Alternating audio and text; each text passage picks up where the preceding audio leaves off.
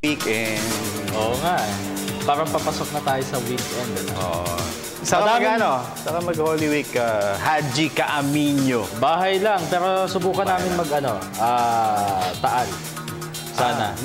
May malaking basilika doon pupuntahan. Hindi kayo mag-outing. Yung outing. Tapos na, nung last 2 weeks pa, nakapag-outing na kami. Okay lang yan. Namin sila. Okay lang yan, pero dapat yung alamin natin kung ano yung uunahin natin.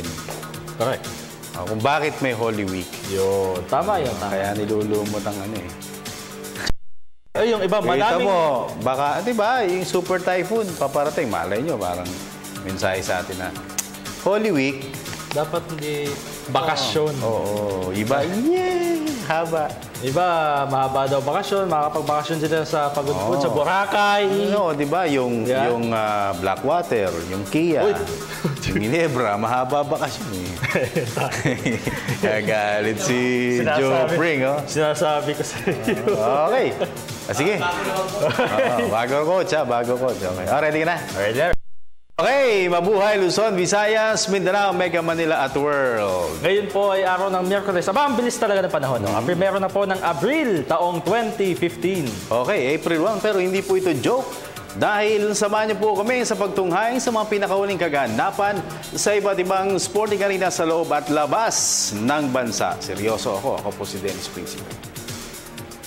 Dito po sa aming programa, hindi namin kayo binobola dahil tsak na mabubusog kayo sa mga balitang pampalakasan sa iba't ibang larangan. Ako naman si Haji Kaaminyo. Ayan, nakita tuloy. Direk eh. At ito po ang inyong paboritong PTV Sports. Sa ulo ng mga nagbabagang sports balita. Well-known boxing analyst attorney Ed Tolentino. Ipinagkibit balikat lamang ang ulat na masama di umano ang performance sa sparring ni Floyd Mayweather Jr. Swingman Dylan Ababu, umaasang mabibigyan ng sapat na playing time ng Barako Bull Energy. Philippine Wakeboarding and Water Ski Team, optimistiko sa kanilang ugot ng medalya sa Singapore Southeast Asian Games. Defending champion San Antonio Spurs, halos abot kamay na ang pwesto sa playoffs ng National Basketball Association o NBA. Operasyon sa kanang paa ni Oklahoma City Thunder star forward Kevin Durant naging matagumpay. 3-time champion Venus Williams laglag sa quarterfinal ng Miami Tennis Open. At Norwegian rider Alexander Kristoff namayani sa opening stage of Japan cycling race sa Belgium. Yan po ay mga headlines pa lamang. Detalye naman nag-umusok na sports balita narito na. Sa boxing, ipinagkibit balikat lamang ng isang boxing analyst ang balitang binubugbog di umano sa mga sparring sessions si undefeated American Floyd Mayweather Jr. Sa halip, pinayuhan na nito ang kampo ni Pinoy ring sensation Manny Pacquiao na ituon ang atensyon sa pag-review ng mga past fights ni Pretty Boy. Buang detalye ihatid ni Mr. Rick Santos ng Sports Radio 918. Hindi dapat ikatuwa ng kampo ni Manny Pacquiao kung totoo man ang balita na binubugbog sa sparring session si Floyd Mayweather Jr. Ayon kay boxing analyst attorney Ed Tolentino, hindi sapat na gamiting basihan ang performance sa sparring sessions dahil hindi naman dito lumalabas ang tunay na galing ng isang boxer. It is a sparring session. You're supposed to kaya ka nga nakikipag-sparring, gusto mong makita kung saan ka pwedeng magkamali, makita mo kung saan ka madadali. So there is really no big... Dagdag pa ni Tolentino, dapat ay tumutok lamang sa sarili nitong ensayo si Pacquiao, lalo na sa aspeto ng pagpapakondisyon.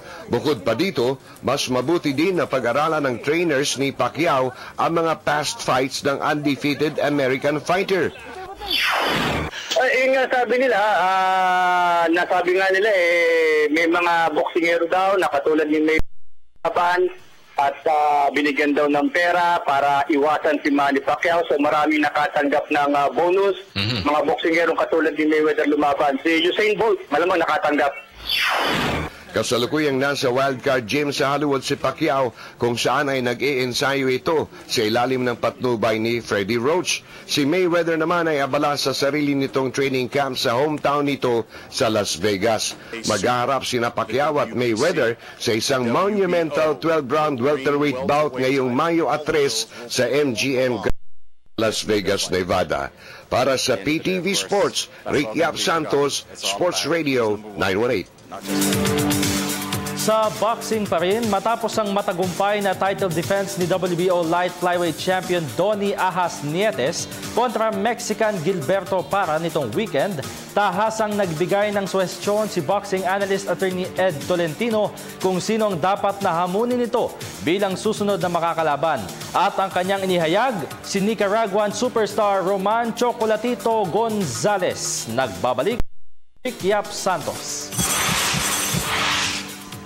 Para sa isang danyag na boxing analyst, mas makabubuting hamunin na agad ni WBO light flyweight champion Donny Ahas Nietes si Nicaraguan superstar Roman Chocolatito Gonzalez. Para kay Tolentino, si Gonzalez ang tunay na superstar ng flyweight division dahil sa pagiging undefeated 2-division world champion nito. Bukod pa dito, si Gonzalez din ang tumalo kay Juan Francisco Estrada ng Mexico, ang isa pang world flyweight champion na nais ding hamunin. Nagtala ng 12-round unanimous decision win si Gonzalez kay Estrada nung nagkakampanya pa ang dalawa sa light flyweight division.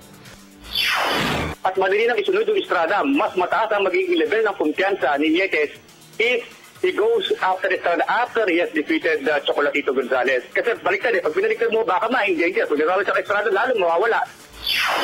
Kagagaling lamang ni Nietes sa isang matagumpay na title defense nitong nakaraang weekend bilang main eventer ng Pinoy Pride 30. Nagtala si Nietes 8th round TKO win kontra Mexican challenger Gilberto Parra sa kanilang title fight na ginawa sa Araneta Coliseum. And we're talking here, 7-year reign. Ano pang seasoning ang kailangan niya, hindi ba? Sometimes, sabi nga nila, you have to run before you walk, hindi ba? So, ako, para sa akin, talagang kumpiyansa siya. Idiretso niya kay Chocolatito Gonzalez. Kasi sa akin, for me, mas impressive yung Gonzalez kasi tinalo na ng Gonzalez yung Estrada although dikit yung kanilang laban. Samantala, obligado pang magsagot defense si Nietes kontra mandatory challenger Francisco Rodriguez ng Mexico na itakda sa July 7 ang nasabing title fight na gaganapin naman sa Cebu. Para sa PTV Sports, Ricky Yap Santos, Sports Radio 918. Maraming salamat, Sir Rick. Lipat naman tayo sa basketball. Unang pumutok ang rain or shine nila to Painters sa Best of 5 semifinal series kontra Meralco Bolts sa PBA Commissioner's Cup. Sa pangunguna ng import Wayne Chisholm na tumikada ng 18 points, 14 rebounds at dinomina ng rain or shine ang Meralco 99-86 sa opener kagabi upang hawakan nila ang 1-0 series lead. Naging maigting muna ang palitan ng baskets ng dalawang teams sa unang 3 quarters ng laro bago nag-pull away sa fourth period ang rain or shine kung saan na-outscore nila ang Meralco 25-15. Sa katunayan, nakakuha ng malaking bentahe ang Ilanso Painters sa rebounding department 50-30 at na-outscore rin nila ang Bolts sa fast break points 22. Ang Game 2 ay itinakda naman sa darating na Easter Sunday. Samantala, sumikat na ang aksyon sa opener ng sariling semifinal series ng defending champion Buford Star Hot Shots at second seed Doc and Tex Tropang Texters. At kahit pa naungusan nila sa unang enkwentro sa eliminations ang Tropang Texters, hindi pa rin nagpapakakumpiyansa sa laban ang coaching staff ng Hot Shots. Narito po ang report.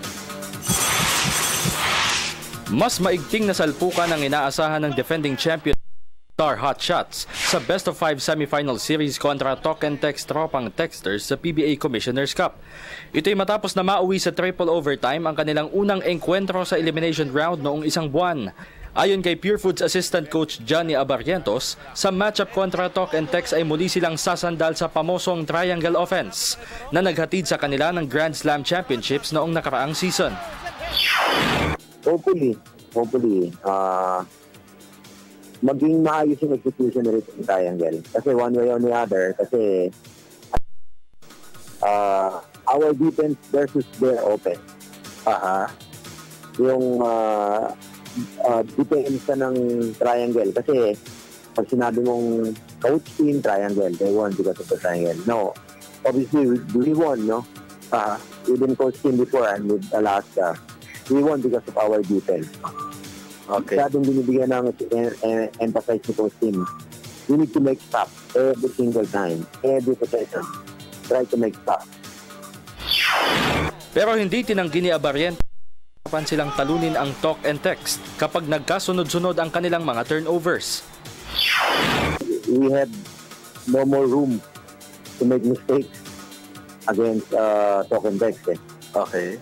Kasi sometimes you can give mistakes sa ibang mga teams, pero against talk and text, medyo wala ka talagang chance. Kasi you will pay for it. Lahat ng mga breakdowns na gagawin mo, pagbabayarin ka talaga nila. Ganun sila kagaling.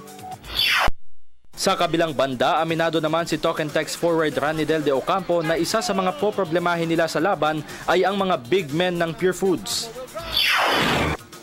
Kasi sabi nila malalaki sila Dami nilang malalaki sa bench. Tapos yun sila Ricky, sila Paha, sila Baroka, sila Melton, tsaka yung Lixi, Yari. Dami nila mas malalim yung bench nila kaysa sa amin.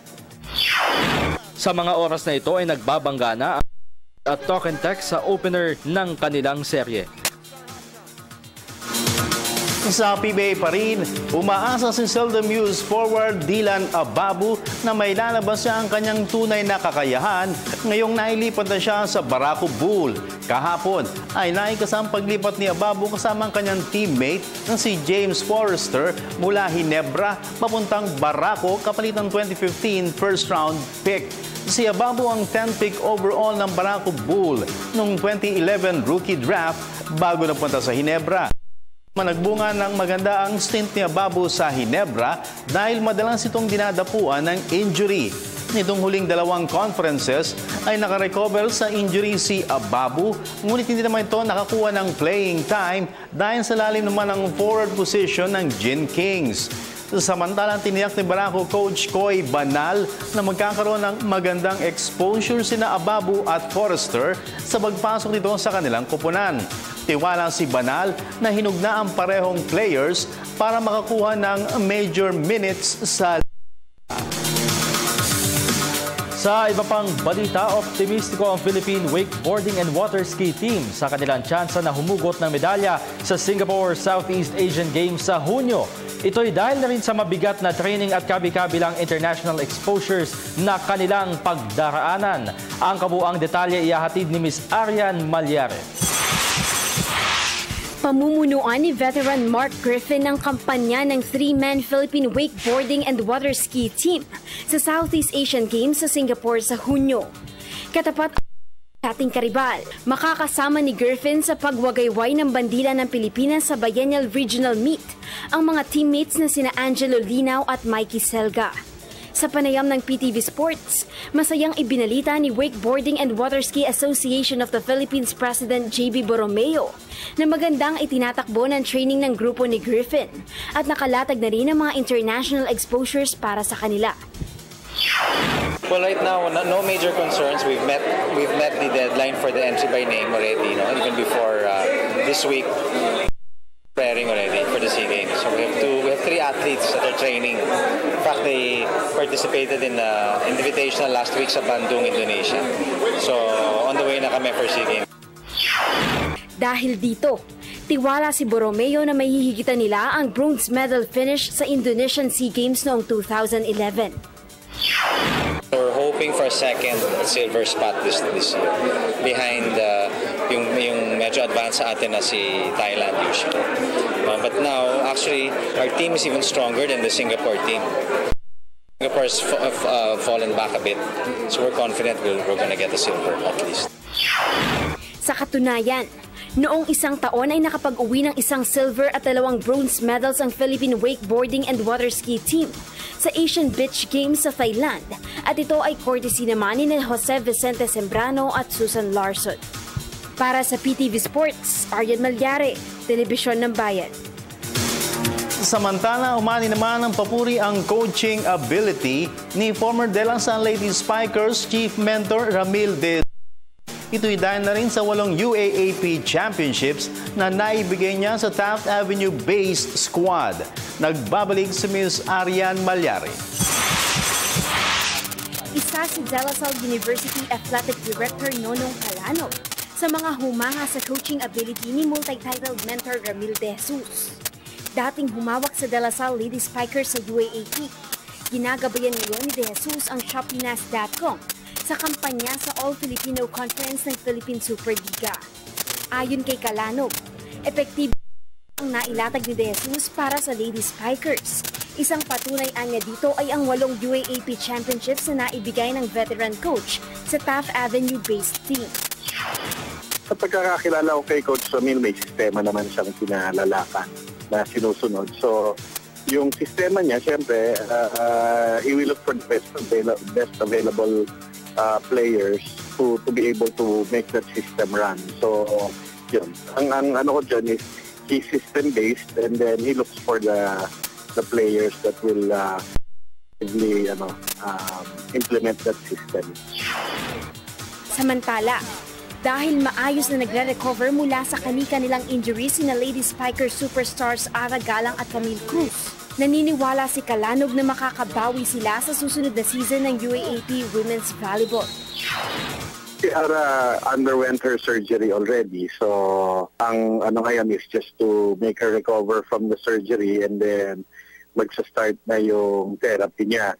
Si Camille, I think after Holy Week nakaschedule yung niya. On a yearly basis naman, we evaluate the program, we evaluate the past season. So, definitely, ang ano lang naman dyan is to improve and see where, what areas to improve on, and hopefully, come season 78, na maagapan na yung kung ano man yung mga kailangan na improvement at yung mga kailangan i-retain na sistema, yung mga ganun ba. Sa nakalipas na 77th season ng UAAP, tumapos na runner-up ang De La Salle Lady Spikers sa likuran ng eventual champion rival na Ateneo Lady Eagles. Para sa PTV Sports, Aryan Malyari, Telebisyon ng Bayan. Punta naman po tayo sa international sports scene sa basketball. Halos abot kamay na ng defending champion San Antonio Spurs ang pwesto sa playoffs ng National Basketball Association o NBA. Ito'y matapos na umani sila ng 95-81 lopsided win kontra host Miami Heat kanina upang palawigin sa 4 matches ang kanilang winning streak. Si forward Kawhi Leonard ang muling nagsilbing bida para sa Spurs sa kanyang near double-double performance na 22 points at 9 rebounds. Hawak ang 47-42 halftime lead.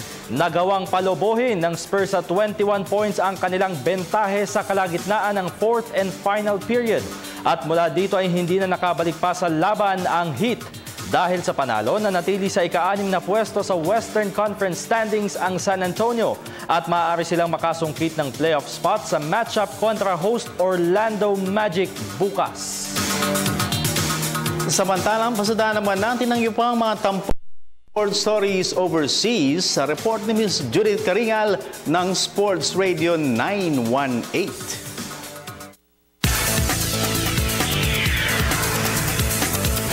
Inaasahang magbabalik sa basketball activities sa susunod na 4 hanggang 6 na buwan si Oklahoma City Thunder star forward Kevin Durant. Ito'y matapos na maging matagumpay ang operasyon sa kanyang kanang paa kanina. Ang reigning NBA MVP ay nakaranas ng pananakit ng paa noong 1 buwan, kaya't nagdesisyon siya na sumalang sa surgery.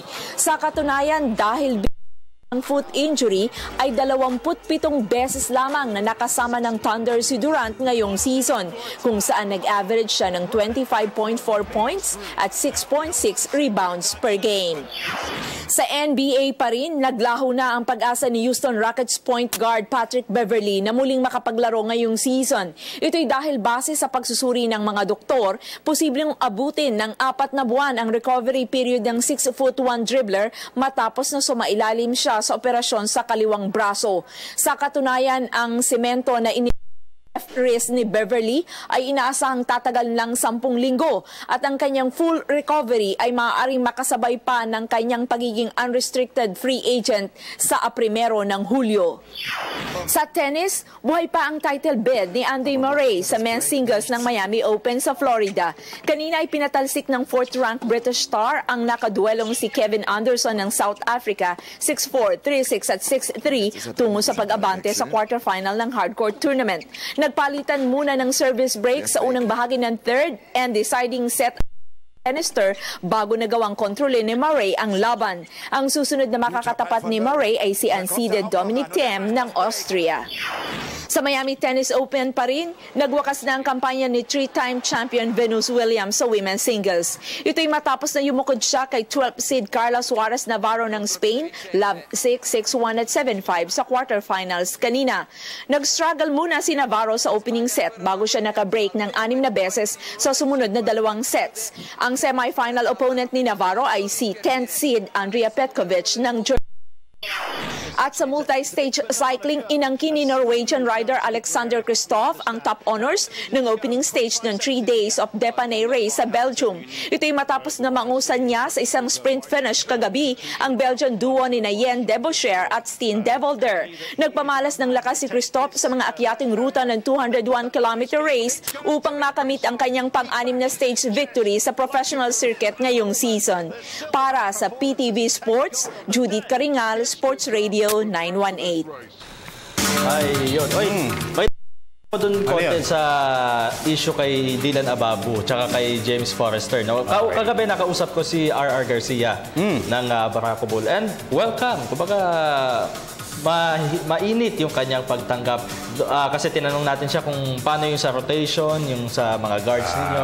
Wala daw problema. Sabi niya sa akin, okay nga yan eh. Kasi si JC Inta lang malaki sa amin. Okay, nandun si Dylan. Okay. At si RR, hindi naman ba nagtanong kay Dylan?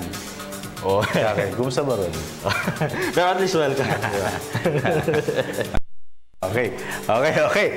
Ongoing yung Game 1 ng Talk and Text at Pure Foods at natapos yung first quarter. Lamang ang Pure Foods, 33-17, pero ngayon ata parang humahabol na. Ilan na lang yung score ngayon? Ito na.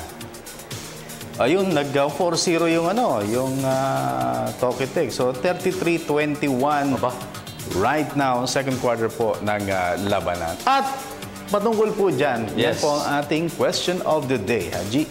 At ang ating pong question of the day. Sino sa tingin nyo ang magwawagi sa semifinal series ng Pure Foods at Talk and Text sa PBA Commissioner's Cup? Sa atin pong Facebook, facebook.com/PTV4Sports at sa Twitter naman, PTV4_sports. Mahirap anuhin yan. Sino? Mahirap i-determine yan. Sabi nga ni Igan, sino? Mahirap i-determine kasi triple overtime nga, isa lang lamang eh. Oo nga diba? Pala, no? Oo. Sa Davao? Oo nga. Oo. Sana maging ganun yung resulta. Ibig sabihin, yung exciting digdigan. Kumbaga, aabot din ng din. Ayan. So, give us your ideas mga kaibigan kung ano po ang inyong pananaw at subukan nating siguro kung mabuksan natin yung ating telephone line. But, in the meantime, bago po natin basahin yan, cycling muna ang ating magiging sports chat for tonight. Si Queen Baterna, no? Meron naman po siyang ibibigay sa atin na bago pong kumbaga involvement niya, no? Sa isang cycling tournament. Correct. Kung saan yan, paano yan, at sino ba mga involved dyan. Yan ang aming ihahatid sa inyo. Sa pagbabalik na inyong paboritong PTV.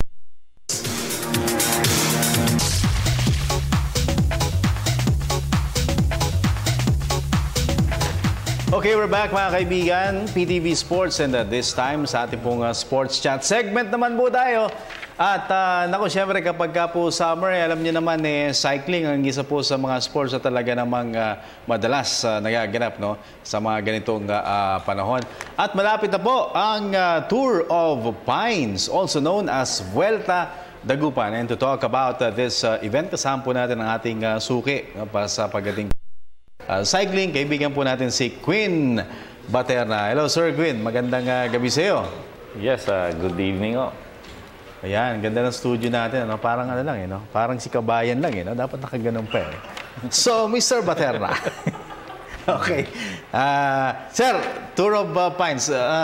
From Matabungkay, napunta tayo ng North. Yes. Ano ba yung, kumbaga, bago at mas iba rito sa mga previous involvement natin? Okay, ang Tour of Pines is Vuelta Dagupan is a yearly race, no?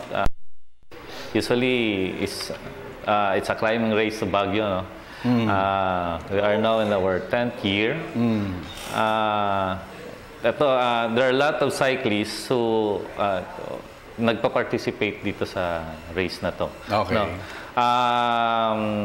It will start next week. Next week na? Next week na, no? April 10 to 12. No? Mag-start tayo sa Dagupan City. First day is a 85-kilometer race, no? Via Marcos Highway to Baguio.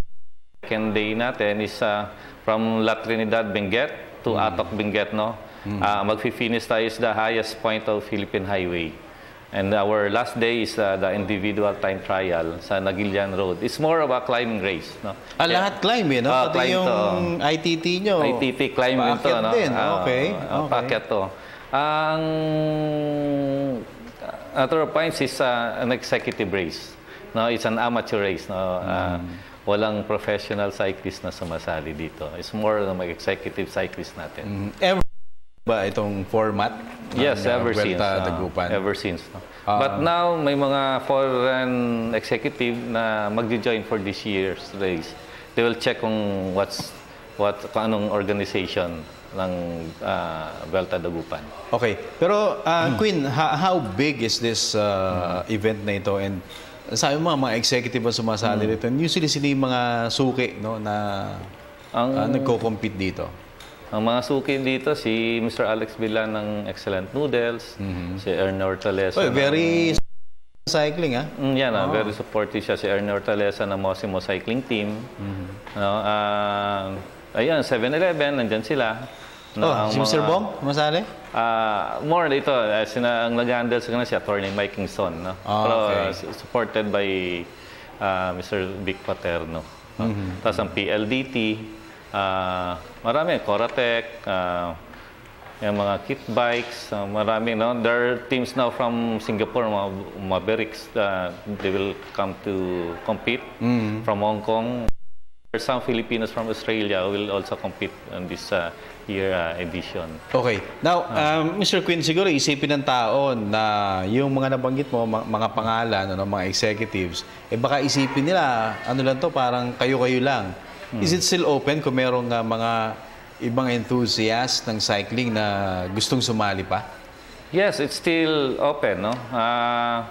Ang registration namin, it will end on April 7. Tuesday, next week? Tuesday next week. No? What is good with this Tour of Pines? Kasi dapat, if you're a cyclist, dapat nakaakyat ka sa Baguio. No? It's one of your bucket list. Na start ka nung kwentuhan kung di ka nakaakyat sa Baguio. Parang hindi ka ganap na cyclist. Yes, so you're not pag wala kang Baguio. Parang walang Baguio. Pag professional ka naman, pag hindi mo natahak yung 3 eme. Yes, parang gano'n. This is the only race, executive race, na 3 days mo akitin ng Baguio. No? Okay. Marcos Highway, Nagilian. Ngayon, napunta na kami dun sa highest point. No? Makikita mo ng Mount Puno. No, it's about 7,400 feet above sea level. Ang Baguio kasi is only about 5,000. Kaya excited ang lahat ng mga cyclists na gusto sumali dito. Every year, no? Nandyan sila. Nagdadagdag kami every year. Kaya siguro eventually it's going to be an international race already. Yung mga previous tournaments mo, Quinn, meron ka mga expats, di ba, na sumasali dito ba? Meron bang mga ganon? Yes, meron na ngayon. For this year edition, may mga thing just to check the race, no? And eventually, Pero makikakarera sila. Makikakarera sila. Bakit hindi sila kasali officially sa tournament? Parang ganun ba? This year, sasali talaga sila. Okay. Para lang ma-check na. Tapos they will bring their team next year. Kung okay ang karera. You know, Hong Kong and Singapore is only... Mura na kasi pumunta dito sa Pilipinas eh. No? It's also the same participants na sumasali rin sa ibang races namin. Okay. So talaga challenging yung mga routes na dadaanin nyo. Ever since ba talagang gano'n na yung ruta ngayon is the same ruta na dinadaanan from previous races? Usually, binabago-bago namin. Okay. Ang signature race na namin sila Dagupan to Baguio Pro, Marcos Highway usually ang daan.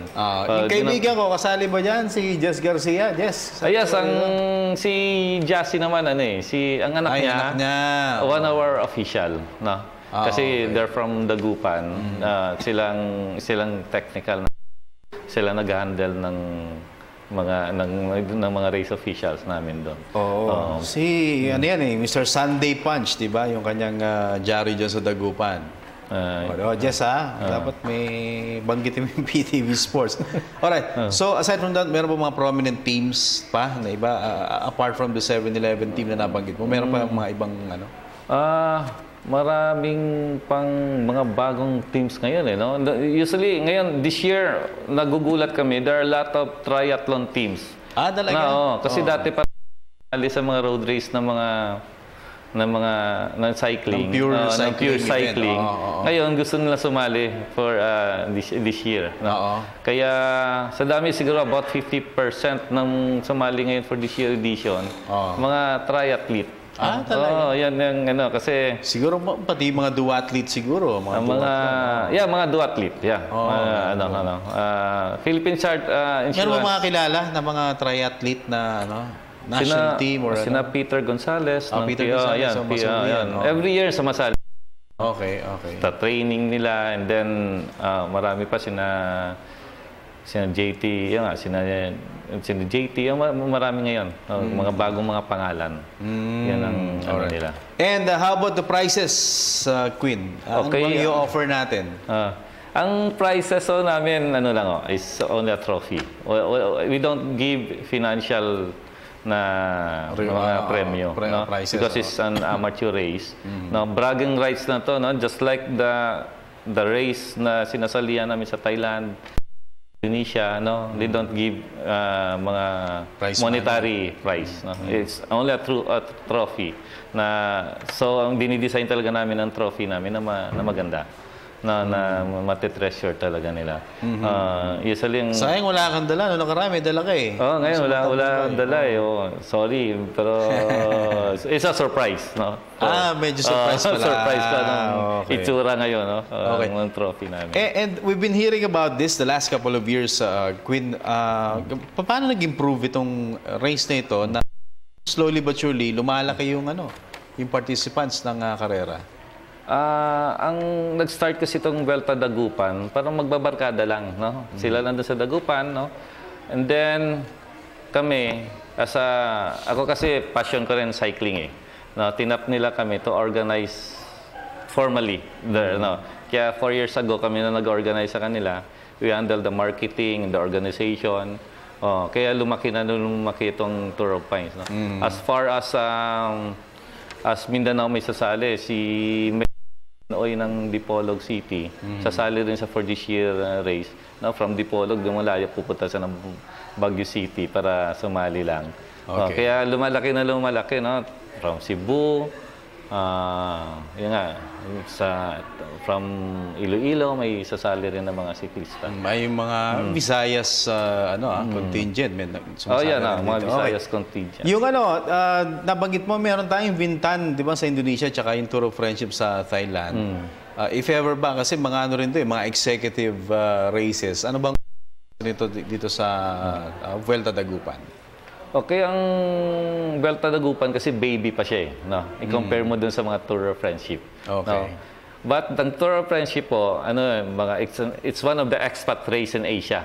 No? Mga pumupunta doon, mga expat with a passion on cycling. Tapos ang Tour of Infants, the same in Indonesia. Ang Tour of Friendship, ini-envision namin is going to be like that. Okay. For the next siguro 3-4 years, no? Bakit parang gano'n? Ano yung similarity?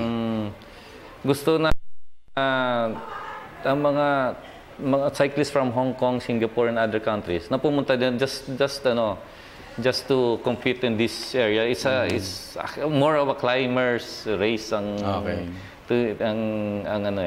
Vuelta Dagupan. We're just considering now is the logistics kasi yung pinakamalapit na airport sa Baguio is Clark. Kaya tinitingnan namin kung paano namin i-handle sila. Pero for this year, may mga pumunta na. Okay. Yan ang maganda ngayon sa ano. Kaya na-appreciate na nila. Pag siguro by next year, kasi alam mo, it's ano lang to pag nasalihan ng isang siklista, iyayain niya ng mga kaibigan niya. Kaya we're just helping sa sports tourism. Kaya ngayon ang Department of Tourism sa Baguio, they're supporting us.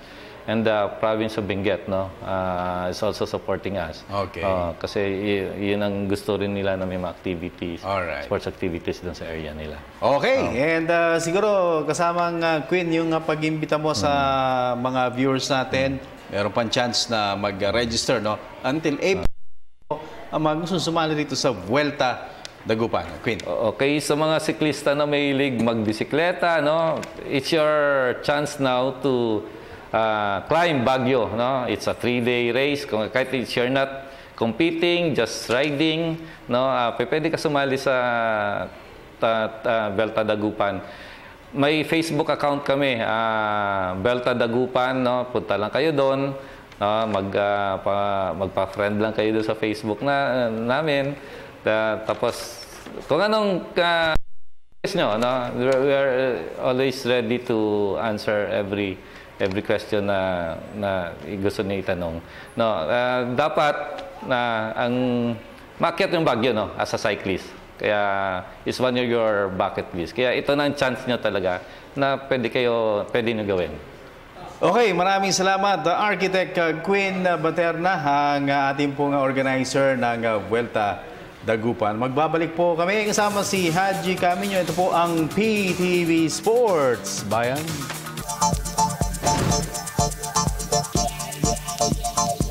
At nagbabalik po ang inyong paboritong PTV Sports. Mahabol lang talk and text. Oy, ilan na lang?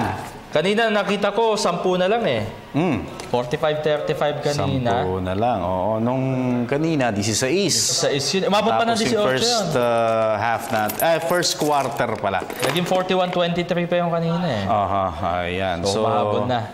Well, sana maging maganda yung ending. Di kita na ika na nga, no? Oo, ayan. Sige. Okay, samantala, habang kinukuha natin itong ating pong Facebook, eto, Haji, kung gusto mong bumili ng medyo dating, no, na t-shirt, yung ating kaibigan na si Sherwin Bringas. So, eto po yung mga t-shirt na kanyang binebenta. Si Sherwin. Sandali lang Sige, mamaya, ayusin natin medyo naghahang na naman itong ating Okay. Si Boss Sherwin. Sherwin Bringas ng DTC. Magandang gabi sa iyo. Kahit na nasa sinihan, nakikinig sa atin. Basa ka muna. Sige, punta na natin yung mga nag-comment sa ating ating question of the day. Sino sa tingin ninyo ang magwawagi sa semifinal series ng Talk and Text at ng defending champion Pure Food Star Hotshot sa PBA Commissioner's Cup? Alright, sige. At sabi dito ni Bon Caballero Chavez, parehas malakas, parehas champion coach, experience versus experience ang labanan. Perfect match, walang dehado. Puso na lang siguro kaya sa Pure Foods ako. Laban Pure Foods. Mga idol pabati family ko, Chavez family, mga taga-Aborido, thank you very much. Ayan, at ang ganda nung natin, ng semifinal series dahil yung 4 na winningest coaches natin ang nagko-coach ngayon. No? Tim Cone, 18 championships. Si Norman Black, 11 championships. Jong Wichico, 8 ata. Tapos si Yengyao, 6. Matindi. Winningest coaches talaga. Sabi nga ni Coach Johnny Abarientos, it's a mind game. It's a mind game. Yes. Okay, so labanan na lang yan ng na lang. Ang gamitin. Okay. Sige. Sige, sabi ni Alex Lopez, Pure Foods na yan. No match sila kay Bolts. Ang laki. Depende na lang kung swertehin ng TNT sa 3-point shots nila. Yun lang naman ang inaasahan ng TNT. Kaya nga TNT, 3 points na 3 points. Ayos to. Okay na. Galing na Alex Lopez. TNT, 3 points ng 3 points. Okay, sige. Basa pa. Yarls Colien, wala akong pakialam dyan. Uy, inebra fan ako. Pero gusto ko mag-champion Meralco naman para maiba naman. Nakakasawa na kung puro sila na lang. Oo, wala pang championship ang ano. First. Parang second time in franchise history na pumasok ng semis. Oo, tsaka hindi pa sila nakakatikim ng finals appearance. Wala pa. Santa Lucia pa yung last Oo, dahil yun yung binili nilang franchise. Meralco wala pa. Basa pa. Isang token text dito, sabi ni Michael Guevara, TNT, because napakalakas ang lineup with the addition of Willie Miller, for sure may araw ang Pure Foods doon. Teka, puro dalawang TNT na. Diba? Tapos parang 3 atang Pure Foods. So medyo dikit, ha? Okay, Dikitan. Sige. Ni Eril Cajano, token text po ang magwawagi dyan hanggang final sila ang magcha-champion. Go, puso! Token text. Token text daw. Yan na, tumatabla na. Kaya lang, ito may nag-break ng tie. Manager, Pure Foods yan. Check na check nila ang tropa for the last 3 seasons. It's either tambak or close game, but still, it's Pure Foods in the end. Pero ano na ba score? Tingnan natin yung score right now. Okay, so dito sa latest tweet ng PBA, 45-32 lamang ang Pure Foods. Kanina yan. Oo. Naka 45-35 pa yan. Courtesy of Jason Castro. Nag-35 na. Oo, kasi naka 3 points pa siya. Nag-3. Oo. Okay, sige. Ito sabi ni... ewan ko dito. Sabi ni Eric Areniego, sa tingin ko Pure Foods po, pero tingin ng iba TNT.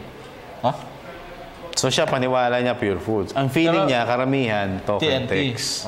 Akala ko. Pwede. Teka nga, sandali. Nagloloko itong natin.